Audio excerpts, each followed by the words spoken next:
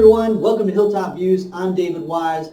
We are launching into a new series for our tax planning seasons called Uncertain Seas, Navigating 2021 Tax Reform. Brittany kickstarted us off with a nice video distinguishing the differences between tax preparation and tax planning. And today, I'm going to give you an inside look at how Hilltop puts tax planning into action during our meetings. Let's jump into it. Okay, we have John and Jane Sample, our fictitious test case example for us today. They have a net worth of $5 million, total investments of $4 million, and they are on the verge of retiring next year. So this is one of their last years that they're going to actually have wages, and we're going to keep that in mind.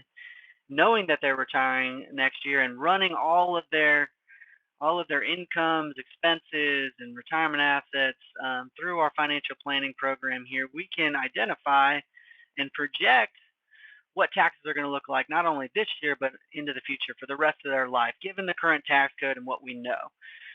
But with that being said, it's very apparent that this year is going to be one of the higher tax years that they can expect, really, for the rest of their lives. Next year during retirement, when they don't have any wages, you can see that their income taxes fall off a cliff, and for a number of years they really don't pay much of anything in taxes.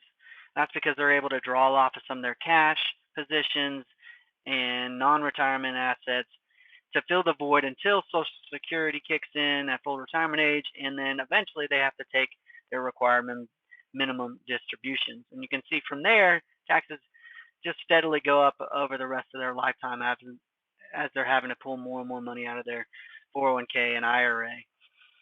So given that we understand from a holistic standpoint where they are today from taxes and what taxes are likely to look like in the next couple of years and over the rest of their lifetime, we can identify whether they're in one or two camps.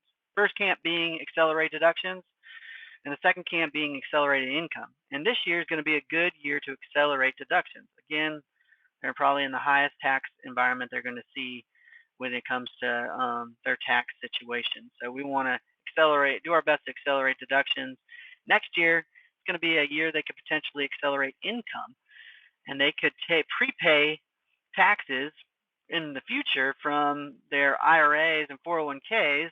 That require minimum distribution they're going to have to take at 72. They can prepay that taxes by moving that money from an IRA to a Roth, paying the tax in that year, and letting that money grow tax-free in the Roth for the rest of their lives. So a great opportunity that they'll have at their disposal come the first couple years of retirement. But this year we can focus on accelerating deductions.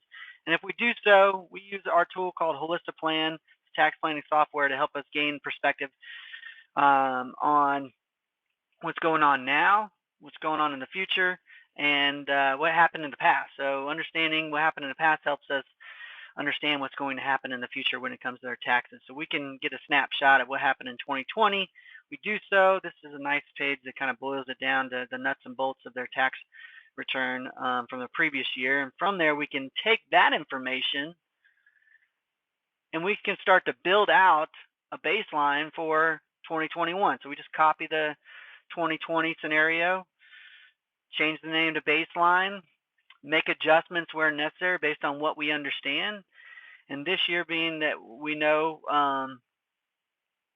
that they are going to be retiring, well, they're going to be retiring 2 years from now, but this year they're going to have a high tax year, as I mentioned.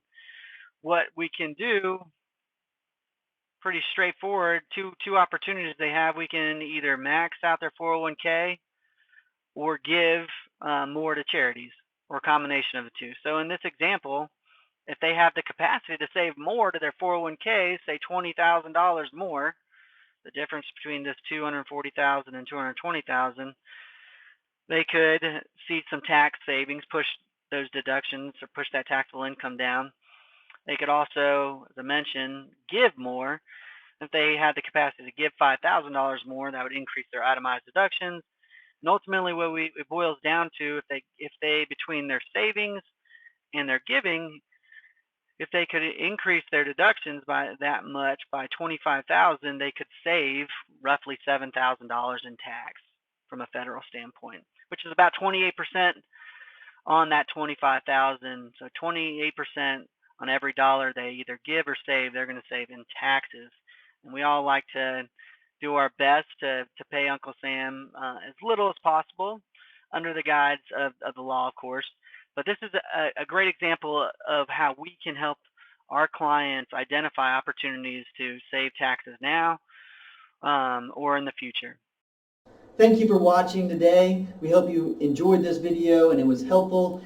As you think about your unique tax situation, both now and in the future, Hilltop is always here to help. As a friendly reminder though, when working on and implementing complex tax strategies, we always recommend you collaborate with your CPA. They of course are the tax professionals and they know all the little details that matter. So thanks again, and on behalf of Hilltop, stay safe and healthy. We'll see you next time.